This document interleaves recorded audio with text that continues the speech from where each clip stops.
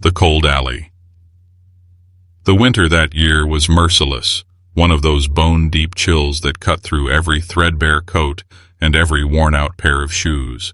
The small industrial town where Walter Green lived had grown quieter over the years. Factories still belched smoke into the sky, but the wages had grown smaller while the hours had grown longer. The streets smelled of cold steel, coal dust, and cheap liquor. People hurried home with their collars turned up, avoiding eye contact, pretending not to notice the figures that lingered in alleyways and behind dumpsters. The forgotten were as invisible as the smoke fading into the gray sky. Walter Green, a black man in his late 50s, finished his shift at the steel plant that evening. His body ached as always, his back bent from years of carrying loads no man should have had to bear. A limp slowed his steps, a scar from an accident long ago when a machine malfunctioned. The factory paid him barely enough to keep a roof over his head in a one-room boarding house. His boss often mocked him, calling him too slow, too old, lucky to even have a job. Walter never answered back. He had learned long ago that silence was sometimes safer than truth. That night, as the wind howled between the buildings, Walter took his usual route home. He passed the back of a diner where the hum of freezer fans filled the narrow alley. The snow had turned into icy slush along the ground, and there, tucked against the dumpster, he saw them. Two children, pale as ghosts, huddled together with nothing but rags layered over their fragile bodies. The older boy had wrapped one thin arm protectively around the younger girl, who couldn't have been more than 6. Their lips were blue, their eyes heavy with exhaustion, their breath shallow in the freezing air. Walter stopped. For a long moment he stood frozen, staring. He could have walked on, many others already had, he was sure. People didn't stop for strays, not when they could barely take care of themselves. His boss's words echoed in his mind. Don't waste time on others, you can't even feed yourself. And it was true. Walter's own dinners were scraps, his room cold and lonely. But something about the sight of those children pierced deeper than hunger ever could. He had seen those eyes before, eyes that knew what it meant to be discarded, to be invisible.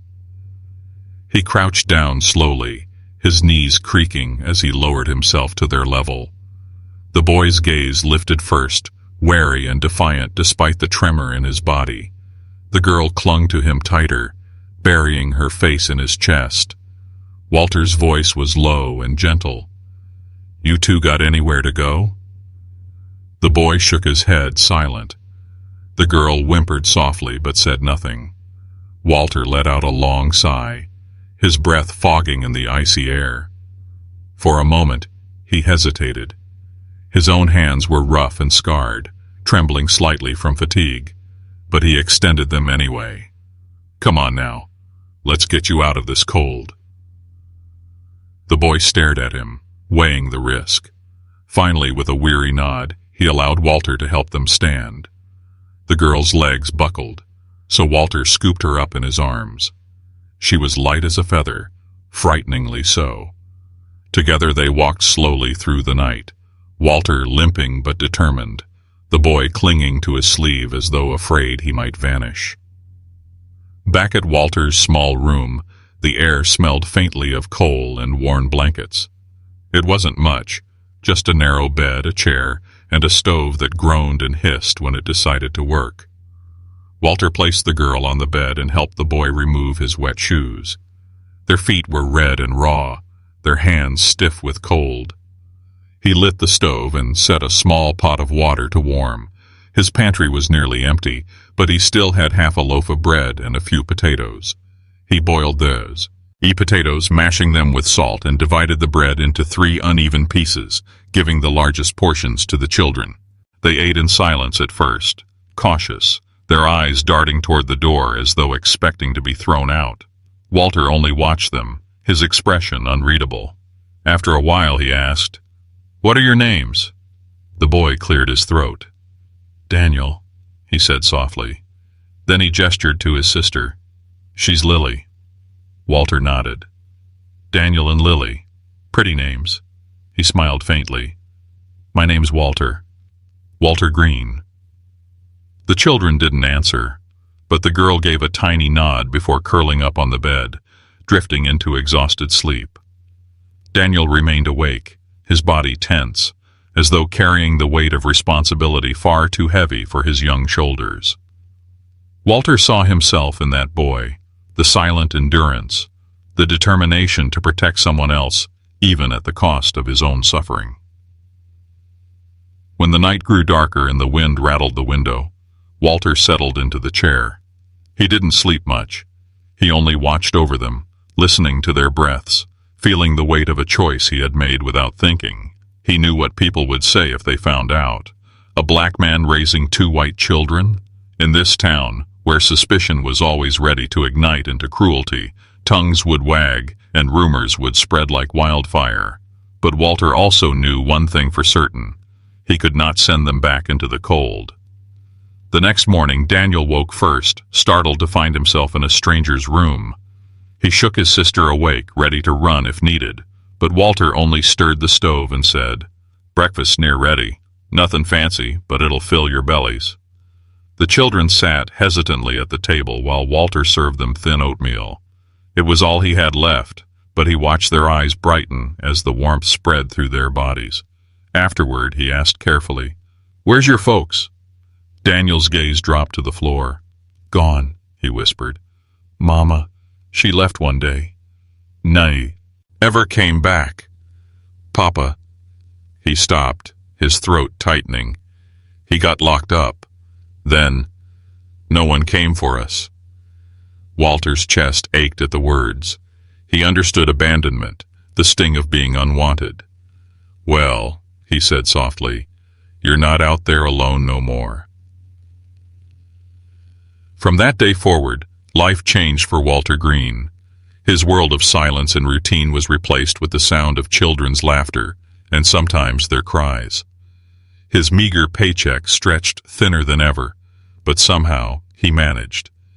He worked double shifts at the factory, came home to cook simple meals, and taught Daniel how to patch shoes while Lily helped sweep the floor.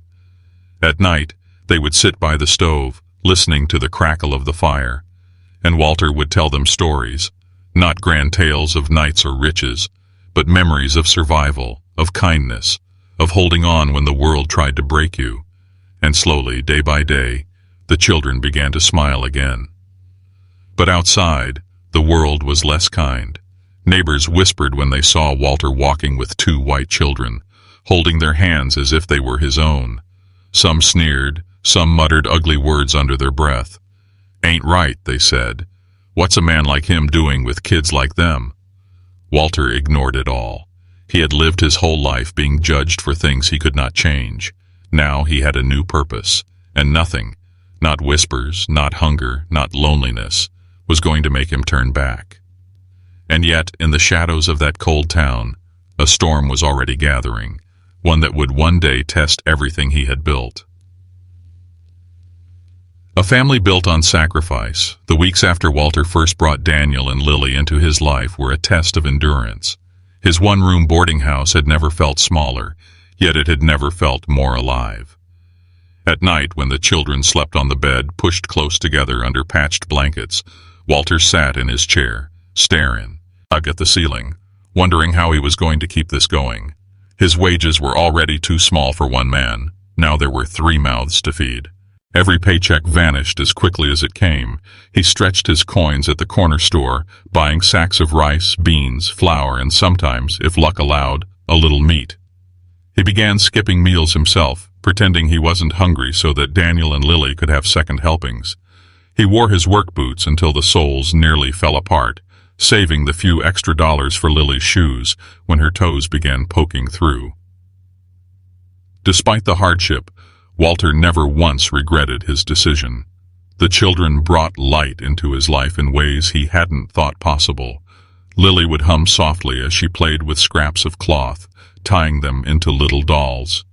Daniel, serious beyond his years, would follow Walter around, copying the way he carried himself, asking endless questions about how machines worked at the factory, about how to stay strong when life felt too heavy.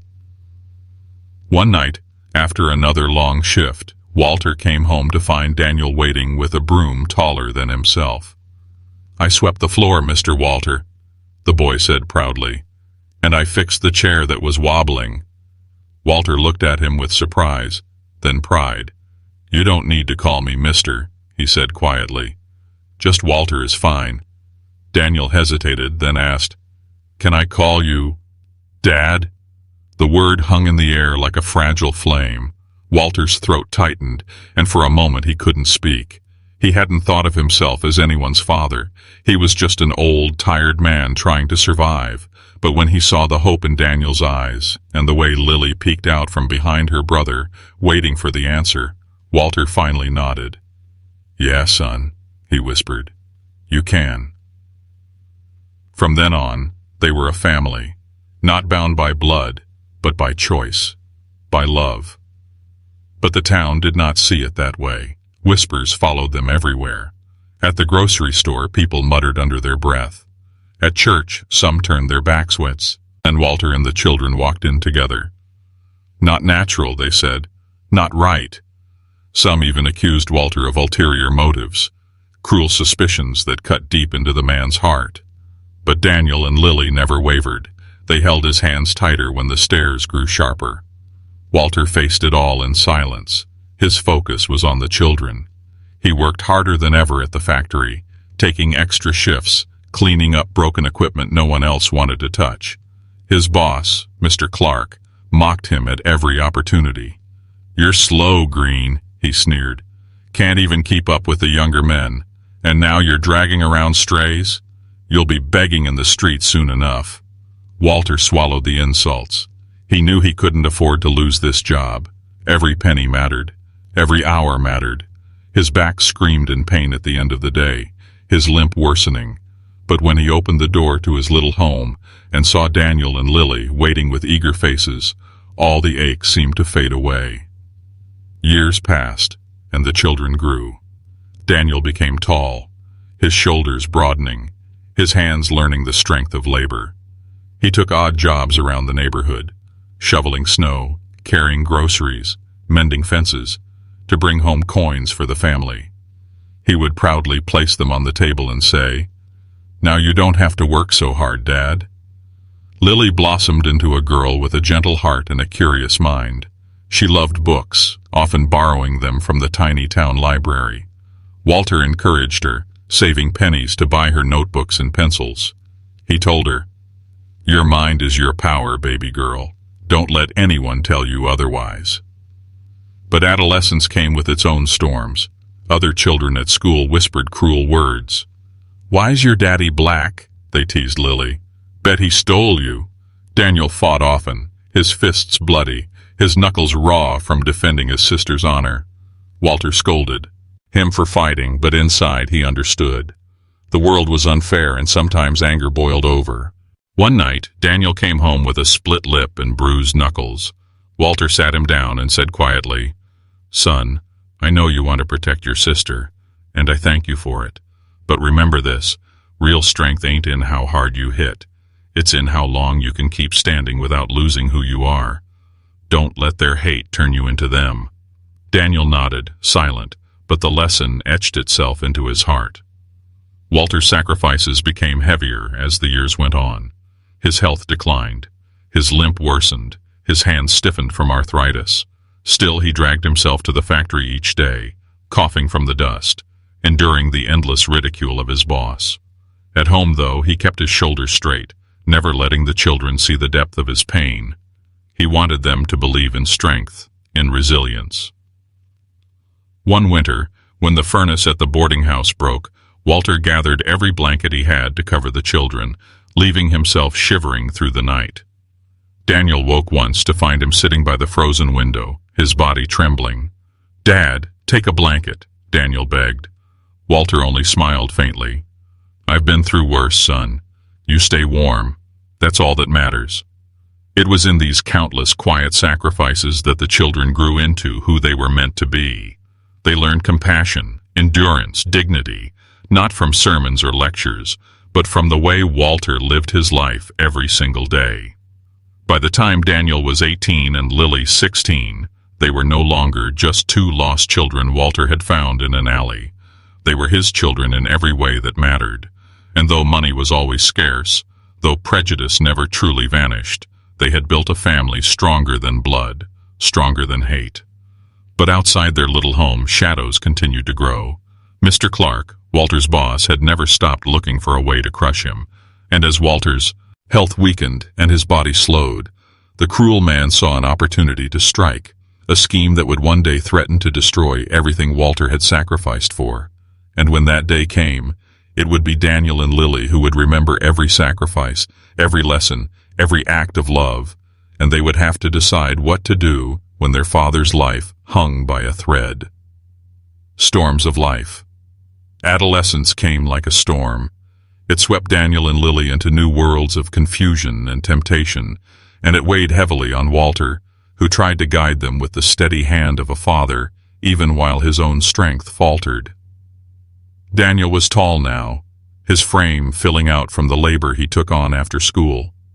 His jaw had sharpened, and his once wary eyes burned with determination. But he also carried a restlessness that worried Walter. The boy had lived his whole life under whispers and stares, hearing townsfolk mutter ugly things about the man who had raised him. Walter saw the way Daniel clenched his fists in silence, the way his temper boiled just beneath the surface. Lily, on the other hand, had grown into a young woman with a gentleness that contrasted her brother's fire. She found comfort in books, in writing, and sketching pictures of the world she dreamed of.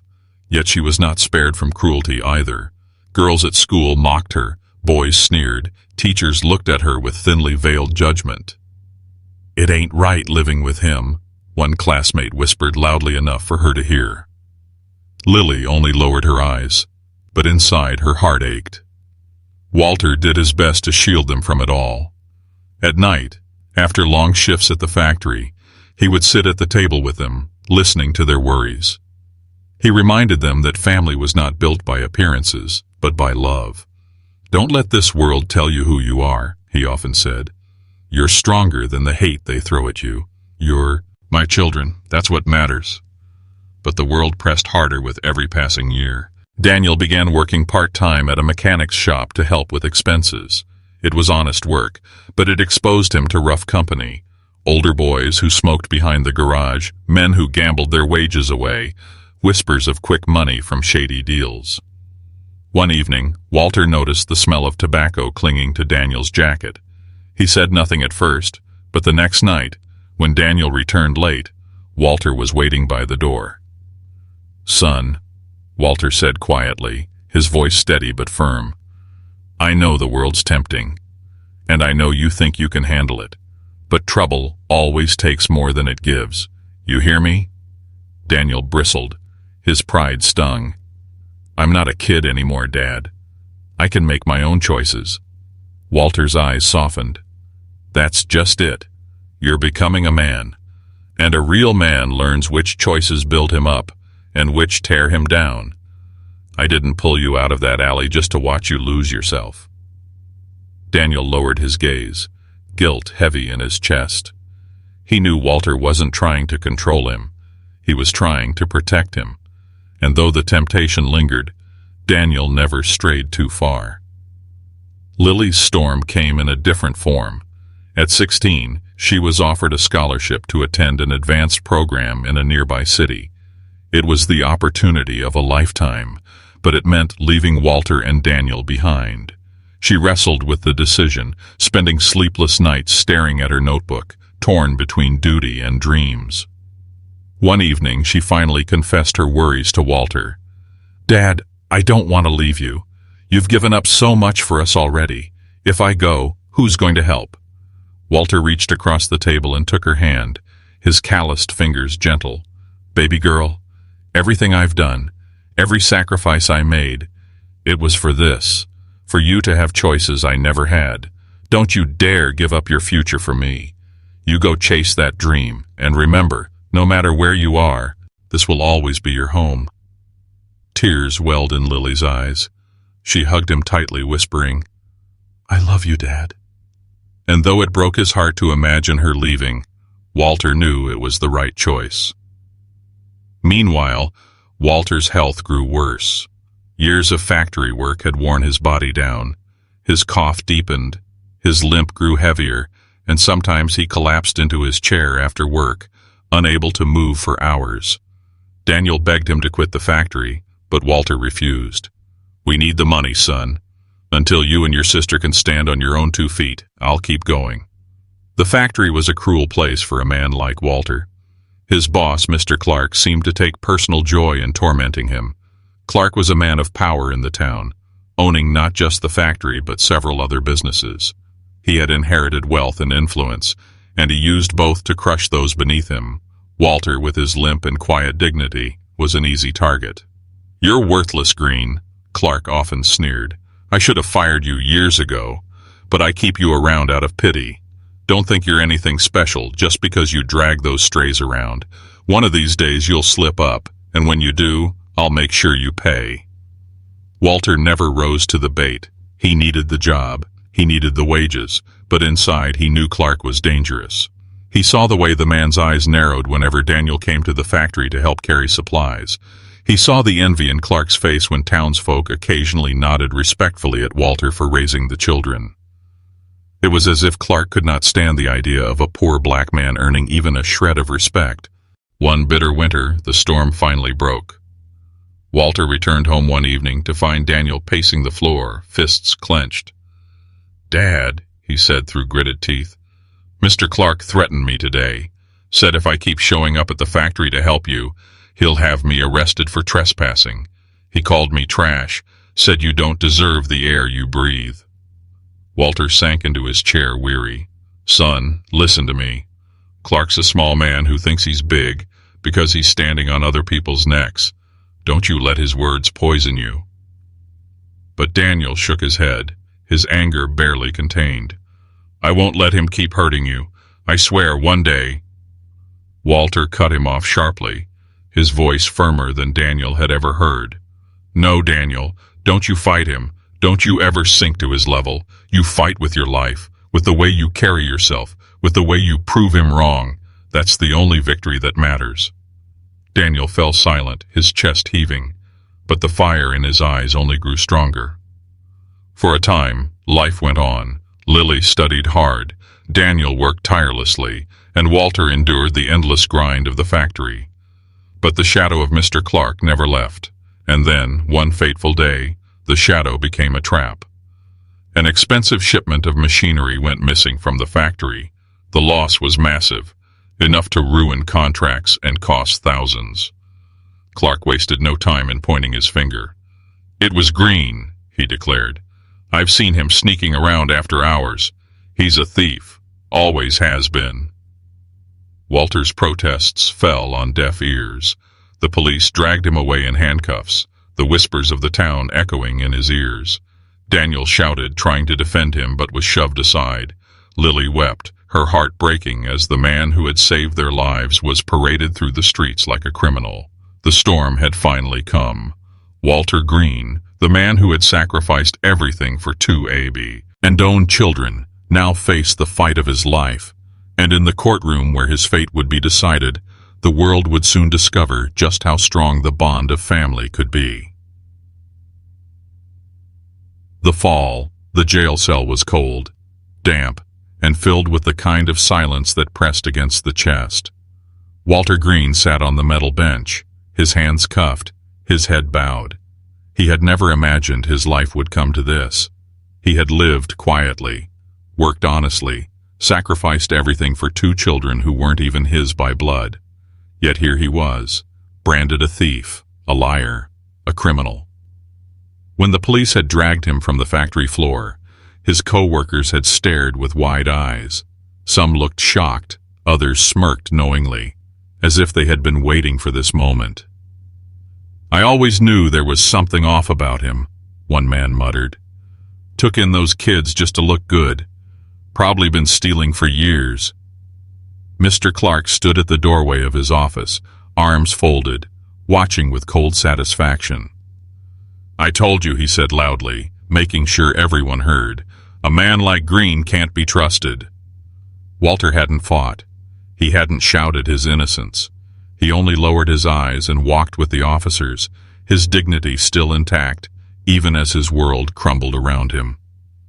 Daniel and Lily rushed to the police station that night, their faces pale with fear. Daniel demanded to see his father, his voice breaking as he argued with the officers. "He didn't do this. He's not a thief. He raised us, fed us, gave us everything. You've got the wrong man." But the officers only shook their heads. "Kid, there's evidence. Security footage shows him near the storage room the night the shipment disappeared. His signature was found on the logbook. Everything points to him." Daniel's fists clenched. He wanted to punch the wall, to scream until the world listened. But Lily clung to his arm, tears streaming down her face. "We'll help him," she whispered. "We'll prove he didn't do it. We have to." The fall. The jail cell was cold, damp, and filled with the kind of silence that pressed against the chest. Walter Green sat on the metal bench, his hands cuffed, his head bowed. He had never imagined his life would come to this. He had lived quietly, worked honestly, sacrificed everything for two children who weren't even his by blood. Yet here he was, branded a thief, a liar, a criminal. When the police had dragged him from the factory floor, his co-workers had stared with wide eyes. Some looked shocked, others smirked knowingly, as if they had been waiting for this moment. "I always knew there was something off about him," one man muttered. "Took in those kids just to look good. Probably been stealing for years." Mr. Clark stood at the doorway of his office, arms folded, watching with cold satisfaction. "I told you," he said loudly, making sure everyone heard. "A man like Green can't be trusted." Walter hadn't fought. He hadn't shouted his innocence. He only lowered his eyes and walked with the officers, his dignity still intact, even as his world crumbled around him. Daniel and Lily rushed to the police station that night, their faces pale with fear. Daniel demanded to see his father, his voice breaking as he argued with the officers. "He didn't do this. He's not a thief. He raised us, fed us, gave us everything. You've got the wrong man." But the officers only shook their heads. "Kid, there's evidence. Security footage shows him near the storage room the night the shipment disappeared. His signature was found on the logbook. Everything points to him." Daniel's fists clenched. He wanted to punch the wall, to scream until the world listened. But Lily clung to his arm, tears streaming down her face. "We'll help him," she whispered. "We'll prove he didn't do it. We have to." The trial came quickly. In small towns, news spread like wildfire, and Walter's case became the talk of every street corner, every diner booth, every church pew. The courthouse was packed the day of the hearing, the wooden benches creaking under the weight of gossip and judgment. Walter stood in chains, his once strong shoulders stooped. He wore the same faded work clothes he had been arrested in, his face pale but calm. Daniel and Lily sat behind him, their hands clasped tightly, their eyes fixed on the man who had saved their lives. The prosecutor painted a cruel picture. Walter Green had motive, he declared. A poor man struggling to provide for two children that were never his. He saw an opportunity and he took it. He signed the logbook, he entered the storage room, and he vanished with equipment worth thousands. This is not the act of desperation. It is theft, pure and simple. Mr. Clark sat smugly in the front row, nodding at every word. He had planted the evidence well. No one in the courtroom doubted his authority or questioned his word. Walter's lawyer, a tired public defender assigned to him, barely made an effort. "My client says he's innocent," he mumbled. "There's no direct proof he took the shipment himself." But his words fell flat against the mountain of evidence Clark had arranged. When it was Walter's turn to speak, he rose slowly, the chains clinking. His voice was steady, though quiet. "I didn't take anything. All I ever did was work. All I ever did was try to live right, to raise my children. You don't have to believe me. Just know that I've lived my life in honesty, even when it cost me."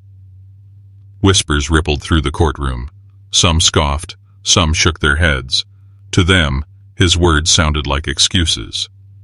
Daniel could no longer stay silent. He leapt to his feet, his voice cracking. "He's telling the truth. He saved us when no one else would. He gave us a home when we were left in the streets to die. You can't do this to him." The judge banged his gavel sharply. "Order in the court," he thundered. "Young man, sit down or you will be removed." Daniel fell silent, his body trembling with rage and helplessness. Lily wept quietly beside him, her prayers whispered under her breath. The judge continued, his voice booming. "You are hereby sentenced to life in prison." The words echoed like thunder through the courtroom. Lily gasped. Daniel felt as if the air had been punched from his chest. Walter stood silently, the weight of the chains dragging at his wrists. And then, just as the gavel rose to strike, a voice rang out from the back of the room. "Wait!" All heads turned. Two figures stepped forward, their faces determined, their voices trembling with both fear and courage. Daniel and Lily had risen together. They were no longer just frightened children. They were witnesses, and they had come to reveal the truth that would shake the entire courtroom. Redemption. The entire courtroom froze when Daniel and Lily rose to their feet. Their faces were pale, their hands trembling, but their voices carried a conviction that silenced the whispers. "Wait!" Daniel's shout echoed again, louder this time. "You can't sentence him without hearing the truth. You don't know who he is. You don't know what he's done for us." The judge frowned, irritation etched into his wrinkled face. "Young man, this is highly irregular." "No," Lily said suddenly, her voice soft but firm, as she stepped forward beside her brother. "This isn't irregular. This is justice. And if justice means anything, then our father deserves to be heard." The room buzzed with surprise. Reporters scribbled furiously. The crowd leaned forward. Even Mr. Clark shifted in his seat, his smug smile faltering. Daniel turned to face the jury, his chest heaving. 20 years ago, my sister and I were just two kids freezing in an alley. Our parents abandoned us. We were starving, hopeless, forgotten. People walked by us like we were trash. But then, he came. He pointed at Walter, his voice breaking. "He found us. He took us in when he had nothing himself. He gave us food, shelter, love. He raised us like we were his own children." Lily stepped forward, tears streaking down her cheeks. "He worked himself to the bone for us. He went hungry so we could eat. He went without shoes so we could have them. He never complained, never asked for anything. He just gave and gave and gave. If you think he's a thief, then you don't know him at all, because he's the most honest man I've ever known." The courtroom murmured. Some people shook their heads, unwilling to believe. Others blinked, their expressions softening as the weight of the children's words sank in. The judge raised an eyebrow. "And you expect us to believe this?" "Yes," Daniel cried, "because we lived it. We are alive today because of him, and if you think he would steal for himself, then you're blind to the truth. He only ever sacrificed for others." Lily stepped closer to the witness stand, her voice trembling but strong. "Do you know what it's like to wake up every morning and see a man go to work even when he can barely walk? To see him smile through pain just so his children don't feel afraid? That's who Walter Green is. That's our father. He doesn't deserve prison. He deserves honor." Mr. Clark jumped to his feet, his face red with anger. "This is nonsense. They're just children, emotional, manipulated. This man is guilty and everyone knows it." Daniel turned, his eyes blazing. "No, Mr. Clark. You're the one who's guilty." Gasps filled the courtroom. The judge slammed his gavel. "Order! Explain yourself, boy." Daniel stepped forward, his voice steady. "I worked at the factory, too. I saw the way Mr. Clark treated my father. He hated him. He mocked him. He threatened him. And now, suddenly, there's missing equipment, and the evidence just happens to point to my dad. Don't you see he set this up?" Lily added quickly. "The logbook signature you're using is proof. I've seen my father's handwriting every day of my life. That signature is not his. It's forged." The courtroom erupted into whispers. The judge leaned forward, his expression hardening. "Mr. Clark, Is there any explanation for this? Clark stammered, his composure slipping. This is absurd. They're trying to distract you with a sob story. But doubt had already begun to creep in. Members of the jury exchanged uncertain glances. The prosecutor shuffled his papers, suddenly less confident. Daniel's voice grew louder, filled with passion. You want proof? Then let us be the proof. Look at us. We are his life's work. Everything we are, everything we've become, it's because of him. He didn't just raise us, he saved us, and we will not let you take him away for something he didn't do. The judge sat in silence for a long moment, his gavel resting on the desk. Finally, he spoke. Bring forward the logbook. I want a handwriting expert to examine the signature, and I want a full audit of the security footage. Mr. Clark paled.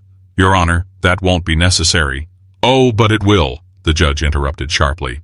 Because if what these young people say is true, then we may have not only convicted an innocent man, but also uncovered a far greater crime.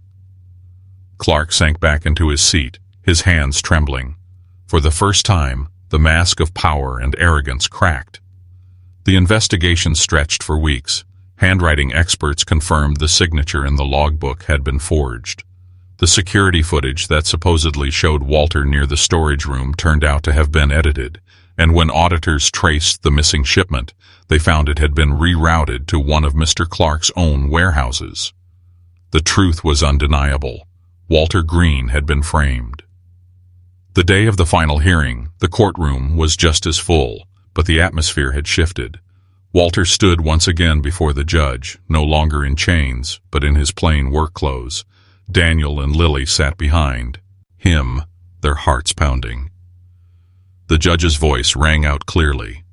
Walter Green, after a thorough review, this court finds you not guilty of all charges. Furthermore, it has come to light that Mr. Clark orchestrated this crime and attempted to frame you. He will face his own trial for fraud and obstruction of justice. Gasps filled the room, followed by cheers from those who had begun to believe in Walter's innocence. Daniel and Lily leapt to their feet, tears streaming down their faces.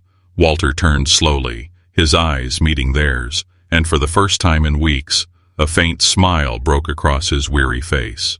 After the hearing, reporters surrounded Walter, microphones thrust in his face. Mr. Green, how does it feel to be free? Walter looked at Daniel and Lily, who stood proudly at his side. His voice was quiet, but it carried. I don't think about myself. I think about them.